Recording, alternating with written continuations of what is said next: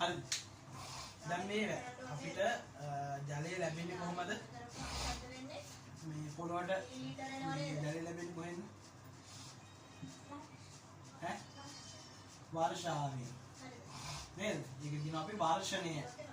වර්ෂණය කියලා කියනවා. වර්ෂණය.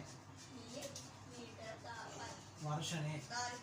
දැන් මේ වර්ෂණයෙන් ලැබෙන ජලය කොටසක් පොළොවට උරා ගන්නවා. ඒවට මොනවද අපි කියන්නේ? පොළොවේ යට තියෙන ඒවා අපිට දකින්න ලැබෙන්නේ නැති ඒවා. උල්පත් වලින් මතු වෙන ඒවා පොළොවේ යට තියෙන වතුන භූගත ජලය කියලා කියනවා. මේ පොළොවට උරාගත්තේ නැති ජලය මතු පිටින් ගලාගෙන ගිහිල්ලා මතු පිට ස්පේ තැන්පත් වෙලා තියෙන ඒවා කියනවා අපි ගංගා ඇලදොල මේ කියනවා දේවල් කියනවනේ. ආන්නේ මතු පිට දකින්න ලැබෙන ඒවා ඒවට අපි කියනවා මතු පිට ජලය කියලා. නේද? ඔන්න මේ ජලයේ තියෙන ආකාර තුනයි.